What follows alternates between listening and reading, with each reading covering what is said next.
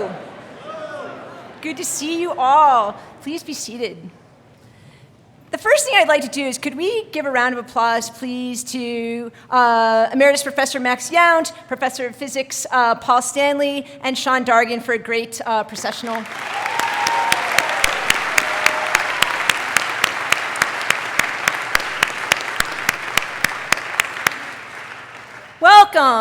Welcome to Convocation, a celebration of Beloit College's 169th academic year, and a formal welcome on the part of the full college to our newest students. For those of you who don't know me, I'm Ann Davies, Provost and Dean of the college, and also leader of the FYI seminar, sitting sort of right over there. Raise your hands and say hi. Excellent, nice to see you. Okay, I hate to tell you this, faculty and staff, I'm going to skip over my first part of my remarks because it's such a beautiful day, which means you need to keep your robes on. So, new students, we welcomed you to campus last Monday, and we emphasized there the importance of you making this campus yours, of beginning to take ownership of your education with support from all of us. You started to do exactly that this past week. When people ask me what I think of our new students this year, I say, they've got game. Already, you, our new students, have begun to throw yourself into the life of Beloit College. You are starting to become part of multiple, intimate, cross-cutting communities here. Your FYI or transfer and exchange seminar, your first classes today, your residential floor, your sports team, the people you have begun to enjoy eating with or hanging out with at the wall. Soon to come will be students and faculty in more classes, clubs and associations, and other friends. Convocation also draws attention to larger communities of which you are a part, communities that extend across space and time. Class of 2019, look around. The next time that you will be gathered together in this way as a class will be on the day before your graduation at the college's baccalaureate celebration, a celebration truly owned by the graduating seniors. Transfer and exchange students, look around. You are gathered with the people with whom you have shared your first experiences and memories of Beloit College, the people with whom you have gathered at the wall. As President Bierman pointed out last Wednesday, your wall, or I'm sorry, it was Monday. Your wall. This group is one of your Beloit communities. This gathering calls our attention to that connection. Moreover, all of you are Beloiters, occupying a larger college community that spans the world and reaches backward and forward in time. One of the most intuitive and yet surprising things about Beloit is how Beloiters recognize one another as fellow Beloiters. They can't always say why. They just know, regardless of whether they graduated 15 years before or 15 years after one another.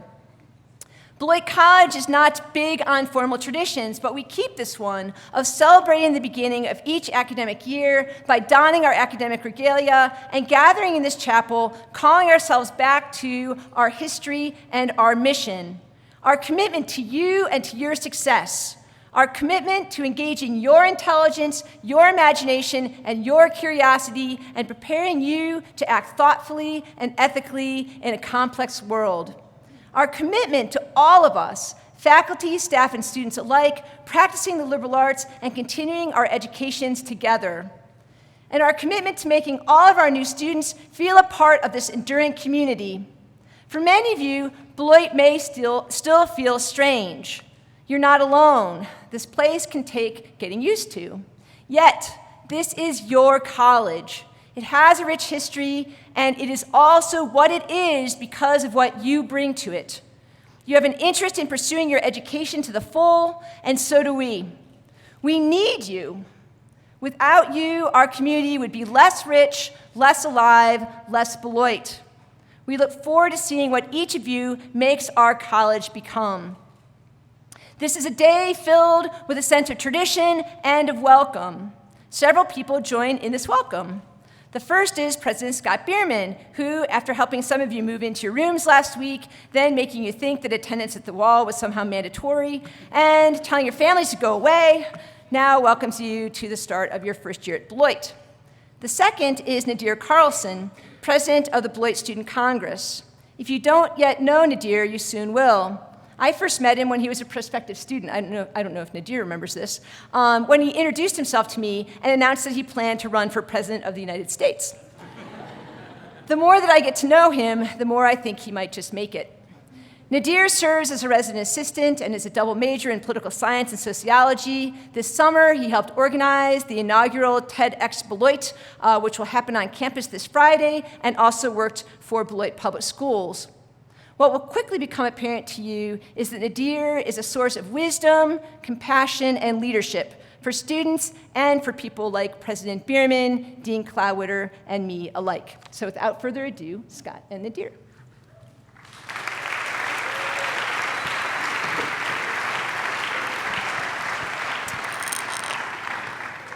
Hello and welcome. Before we begin, I gotta talk right into this mic. I would like to mention that immediately following this event, we will be having a Reclaiming the Wall. It's reclaiming the space where a terrible hate crime happened last semester. All in our campus community, faculty, staff, and students, by the way, I did say students, are welcome to attend. Scott. All right, so you can't imagine how hard it is to be Beloit Student Congress president, and Nadir has done this job spectacularly well, and I'm absolutely confident that he actually probably will become president of the United States. Since I am desperate to have someone in the White House, in the Oval Office, actually wear a pair of turtle socks, I have brought a pair for our BSC president, Nadir Carlson.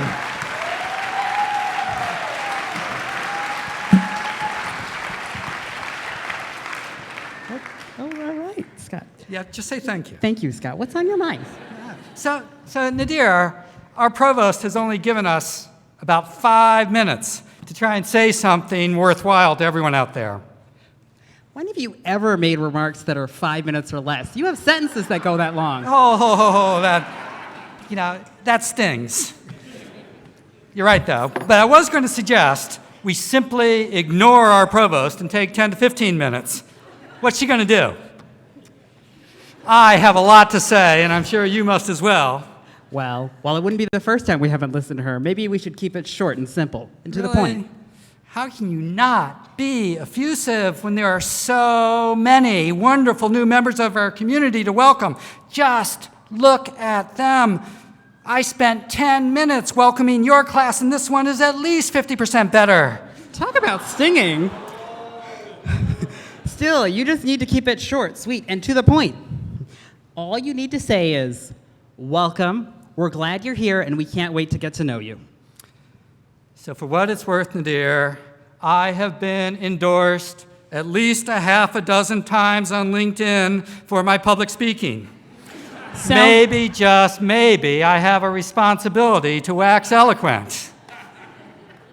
Sounds like kissing up to me, Scott. So Anne, were you just kissing up when you said that? You're getting my point. Okay, good to know. Not easy to hear, but good to know. You know, Nadir, it was not always the case. You were quite so willing to offer me advice. Do you recall the first time we met?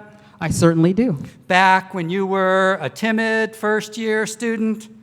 I don't think I was all that timid. Well, I'm pretty sure you didn't tell me how to do my job until well into your sophomore year.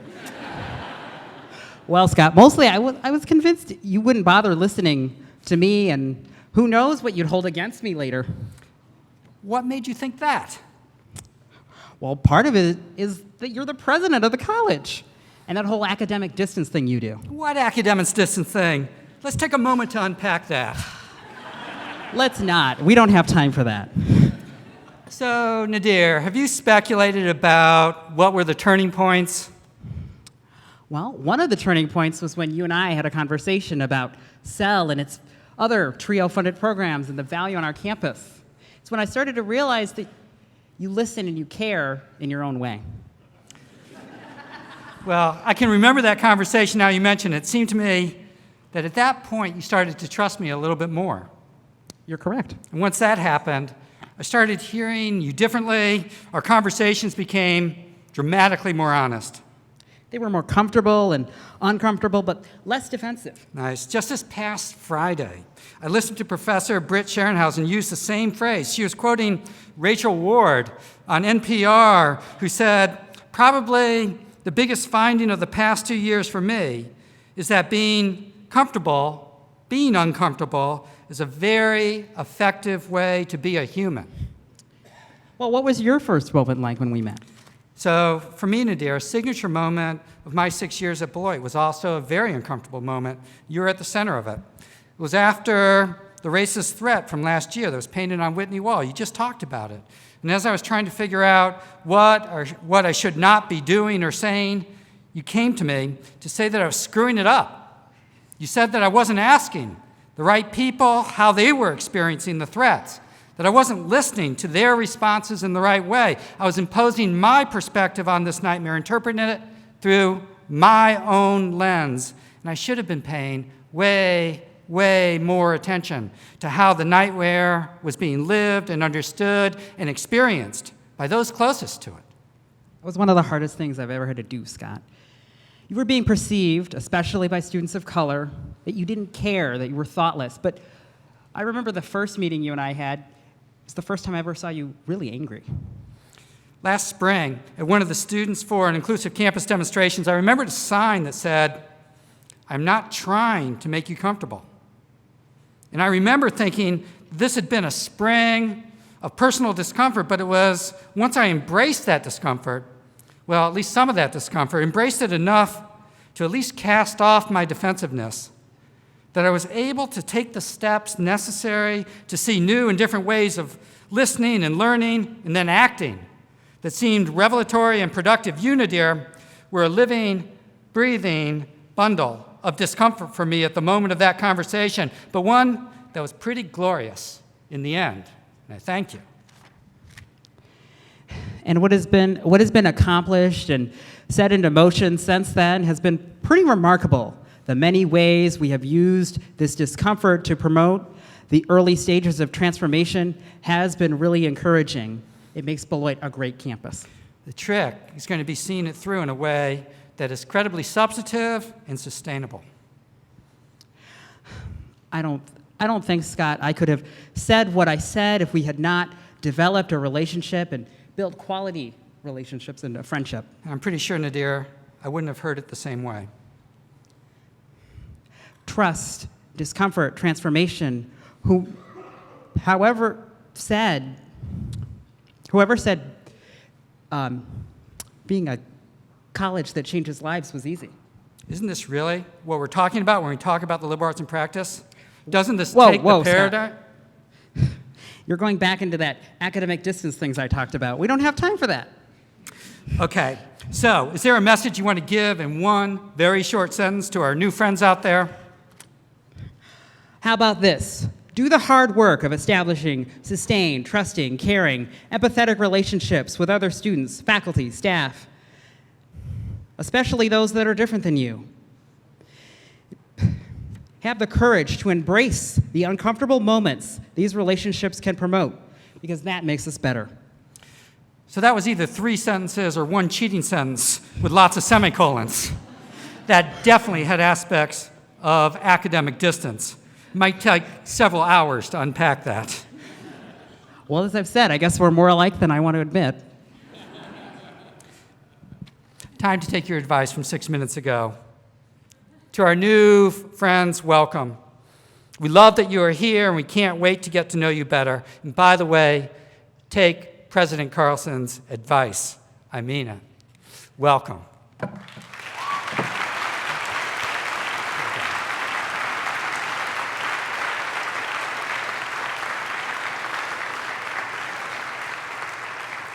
Can I invite Bits and Pieces, please, to come forward, and they will perform. Bits and Pieces, I think, are, aside from you all, new students, one of the best additions to Beloit over the last few years. So come on up.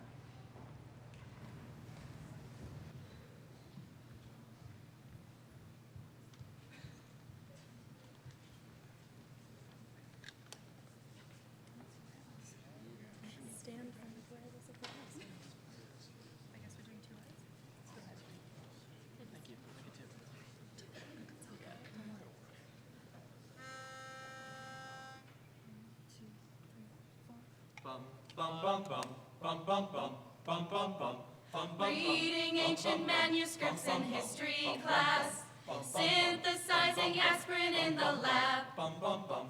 Doing contact improv in the Hendrix and talk to the sports center so I can work my abs. Oh Beloit, what goes on here? La la la la at Beloit. Oh Beloit, what goes on here? La la la la at Beloit. Voodoo Barbies improving in Richardson. The Buccaneers are playing in the flood. Bits and Pieces has a show in Java joint, and if you're still bored, you can always join a club. Oh Beloit, what goes on here? La la la la at Beloit. Oh Beloit, what goes on here? La la la la at Beloit. Those other schools are simply not for me. Here at Beloit, I am free to make my own identity. The farmers market's open in the warmer months, and next year I am studying abroad. I love studying round the world, but I still miss the times we danced at Folk and Blues Fest in the quad. Oh Beloit, what goes on here? La la la la at Beloit. Oh Beloit, what goes on here? La la la la at Beloit. In the President's Lounge, hanging out with Scotty B. I'm having class sitting with the squirrels in the garden of poetry. Oh Beloit, what goes on here? La la la la at Beloit. Oh Beloit, what goes on here? La la la la at Beloit.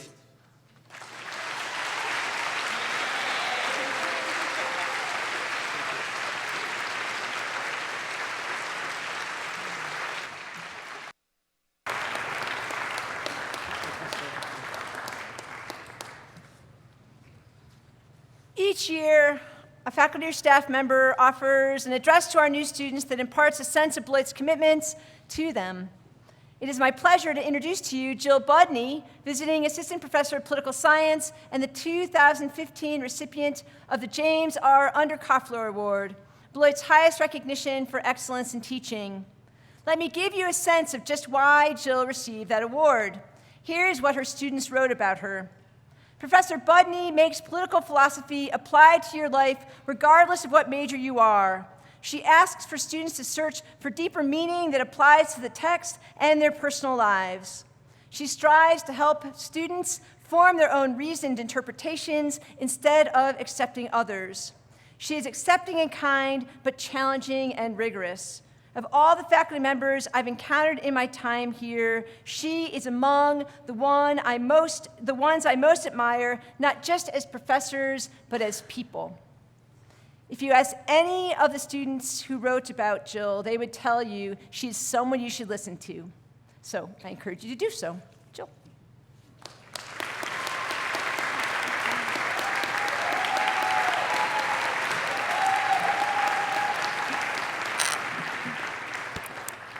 So when Dean Davies asked me if I'd be willing to speak at today's convocation, I thought back to my first convocation experience at Beloit when I first started teaching here in 2009. And I wondered what message would have been helpful to me when I was beginning my journey on this campus. I certainly do remember that I was very nervous and also very excited, kind of like I am right now. But I felt a bit like an outsider looking in. But I was intrigued by Beloit. The college seemed like an unusual place, and there's something different about it that I had never experienced before. At that time, I couldn't quite identify or articulate what that difference was, but eventually it was Aristotle, of all people, who was helpful to me as I tried to make sense of what I was seeing here. So I know that bringing up a philosopher who lived over 2,000 years ago and whose lectures and writings were intended for a very small and select group of Athenian aristocrats is a pretty good way to lose your audience right off the bat. But I hope that you'll stick with me, because I'd like to share a little bit of what I learned from Aristotle in the hope that it will give you a glimpse of what makes Beloit such a vibrant place and to shed some light on what we're doing here today. So there are 3 of Aristotle's teachings that I'd like to highlight. First, he challenged his own students to reconsider their definitions of happiness and to think more deeply about their ultimate goals in life. Second, he invited his students to try thinking of themselves as zoon politikon. And third, he asked his students to imagine how they could put this rich and complex vision of human relationships into practice. So let me explain a little bit more about that. Well, first, as you might have noticed, I'm not an Athenian male citizen from the 4th century BCE, so Aristotle's words were not originally intended for me. But nonetheless, reading them has challenged me to question my own goals and assumptions about what constitutes a happy life here in my own time and place. He's pushed me to question the messages I've received from my own political community that have encouraged me to measure success based on how much money or power or status I can gain for myself. He's encouraged me to think more deeply about why I chase a fleeting feeling of happiness that comes from buying and consuming things that I don't really need and trying to beat out my competitors in a race to the top. Instead, I've seen that Aristotle presents a more fulfilling, longer-lasting conception of happiness, of living a flourishing life that involves embracing moderation in order to live more harmoniously with those around me. Secondly, reading Aristotle has taught me that I can't make progress on the journey to a more fulfilling life unless I recognize and honor my connections to other people. Put simply, we cannot flourish alone. As I mentioned before, Aristotle uses the term zoon politikon, political animals, to describe human beings. And he tells his students that if they try to act as if they are self-sufficient individuals, they won't be able to live up to their full potential. He thinks that we need other people with whom we can share our virtues and talents, and they need us in return to accept and appreciate and make use of their gifts too. So his ideas stand in contrast to today's common conception that human beings are more like independent atoms moving through the world in bubbles of negative freedom, competing against one another in a marketplace where there are just a few who win and the rest are left to struggle on their own. And this leads me to the last of his teachings that I'd like to highlight today. In addition to offering his students this complex picture of human flourishing and interconnection, Aristotle proposes the creation of a community where this can all be put into practice. But he doesn't want just any community. So, for example, he's not okay with a power structure where a few people hold all the authority and rule in their own self-interest over others who are permanently ruled. Instead, he proposes a community of friends who take turns ruling and being ruled, and who are seeking the common good of all. There are different kinds of friendships in his texts, but the highest is an enduring relationship among people who are dedicated to the mutual flourishing of one another. They need one another, but their relationships are not merely instrumental. He hopes for a community in which the members are profoundly committed to helping one another reach their full potential, to raising one another up, to redistributing power more equitably so they can all share in a kind of collective, aspirational practice of virtue. Perhaps just as importantly, he doesn't suggest that they try to erase their individuality or their differences, but instead he redirects them to serve a more common purpose. In his text, The Politics, he compares his conception of a community of friends to a banquet, kind of like a potluck dinner. And each member is invited to join in and to bring their own particular gifts to the table in order to enrich the meal that they all share. Every contribution is unique and delicious, but incomplete on its own. And the banqueters can only be completely nourished when they take part in the feast alongside everyone else. So that's my brief snapshot of some of Aristotle's teachings. But what does all that have to do with Beloit, and what does it have to do with this convocation? To answer that question, I want to ask another question of all the incoming students. Why are you here? I've recently learned from my own stepson's experience of touring different colleges that prospective students are often encouraged to celebrate their individuality and to choose a school that will help them find their own unique path and to pursue their own special dream so they can become leaders, pioneers, winners in our increasingly competitive world once they graduate. But today I'd like to suggest that Beloit offers something different. As I mentioned before, I didn't initially know what that difference was at my first convocation, but reading Aristotle helped me to see that Beloit is offering you a seat at the banquet. This college will certainly urge you to make the most of your special gifts and to think for yourselves, but it will also encourage you to appreciate that your talents blossom most abundantly when they are used in the service of others, and that your thoughts will become deeper and more profound when you enter into dialogue with those around you, to truly listen and learn from them, even if they're on the opposite end of the political spectrum or have life experiences that are very different from your own. And we certainly want to help you fulfill your dream and find your own path, but also to recognize that there are fellow travelers who are walking along with you, so that you appreciate the ways in which they make your successes possible, and so that you remember that you have a duty to foster their dreams in return, because no one flourishes alone. All of this is possible because the Beloit College that I've experienced is constantly struggling and striving to create something very close to Aristotle's banquet of friends. As I've said before, I know that this is in ancient Greece, and I don't want to suggest that Aristotle provides some kind of universal answers that we should adopt without question today. He was a man of his time, and his works reflect his own prejudices and those of his culture, especially towards women and non-Greeks and slaves. But I do see some similarities between the best elements of what he hoped to establish in his own time and place and what I see many people trying to create at Beloit right here and now. So what is that?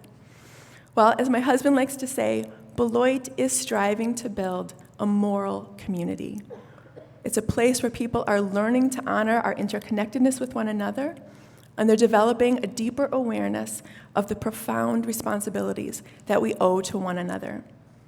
We are challenging one another not to close our eyes to our differences, but to become more aware of how they relate to the often unspoken but painful and unjust disparities of power among all those who live and work and learn here.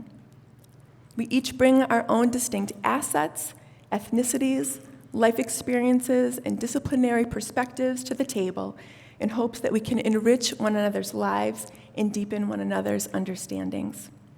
Finally, people here are working to push back against the temptation to think of ourselves as separate from the world beyond our campus borders, and they're trying to practice a more deeply aware and connected way of being in the world as members of our larger political, cultural, and economic communities.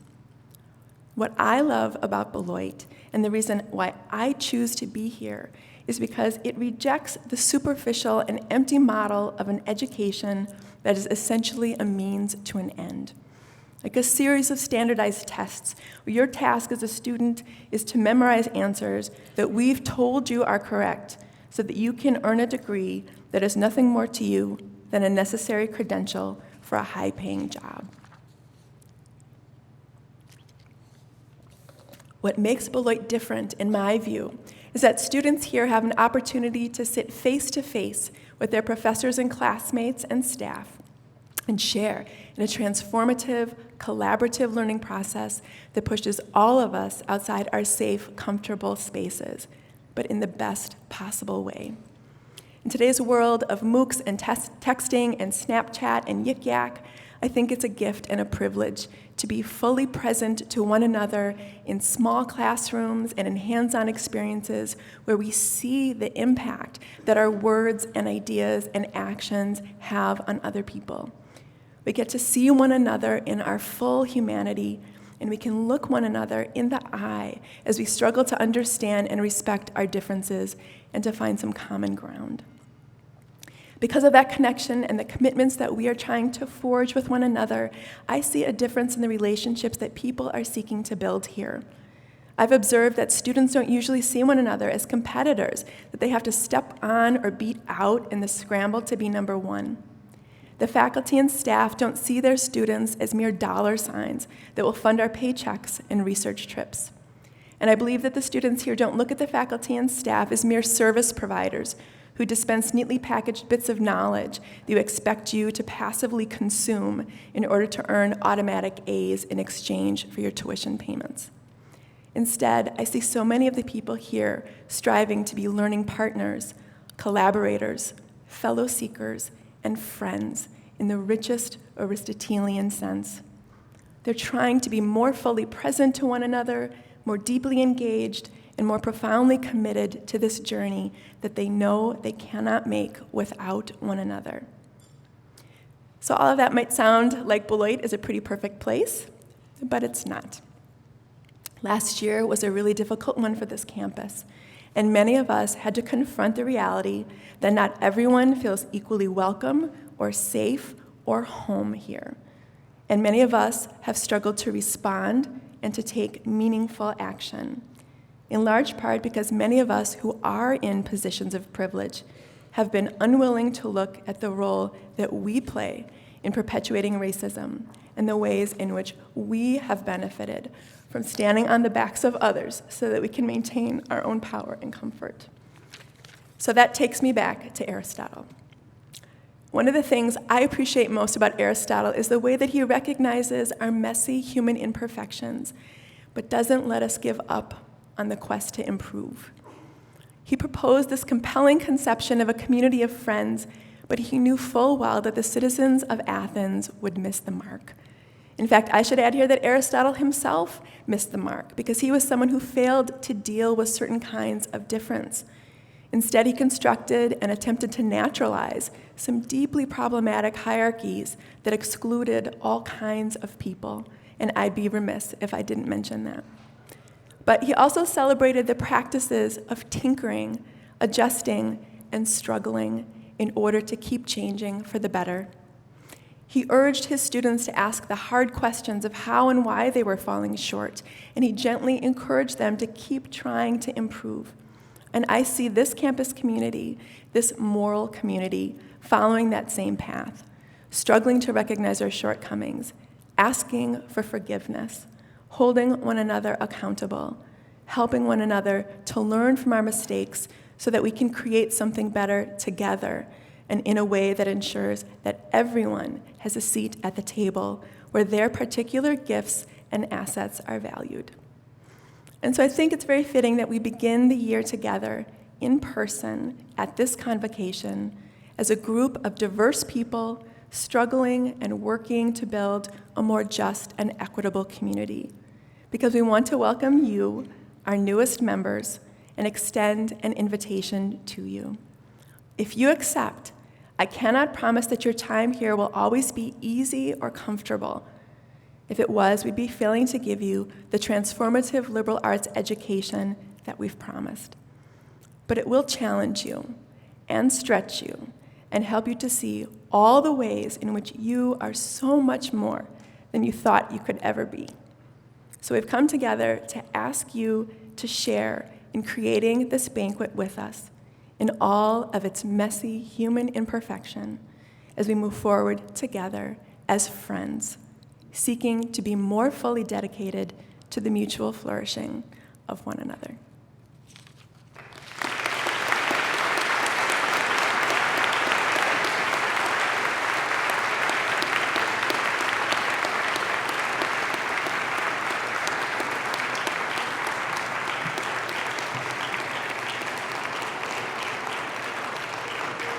Thank you, Jill.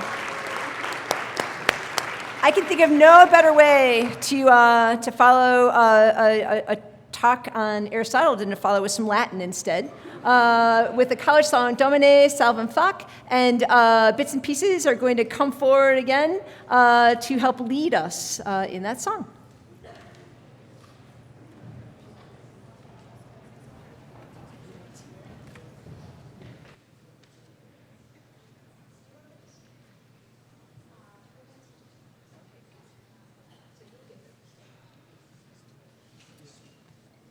Hi again. Nice to see you. How's it going? Good? All right, so you all have the words in your little booklets, yeah? Some of our sopranos and various others are going to sing you the first verse, the melody, so that way you can sing along. Good?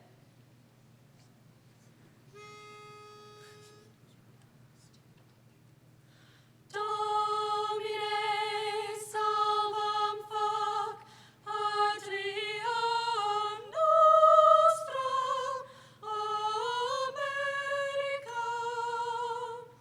et exaudi nos in die qua invocavemus te. Got it? Please stand. Please stand. Sing along with us.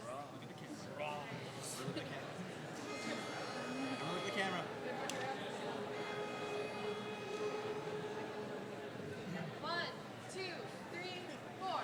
Domine salvam fac patriam nostram Americam, et exaudi nos in die qua invocavemus te. Domine salvam fac alma matrem nostram Beloit ensem, et exaudi nos in die qua invocavemus te. Yay! Good job. And we leave it rough.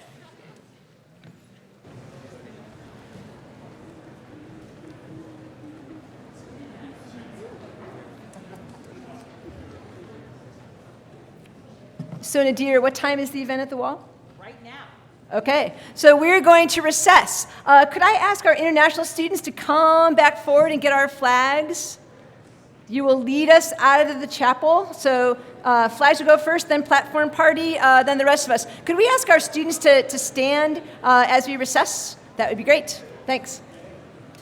Come on up, get the flags. Go, go, go.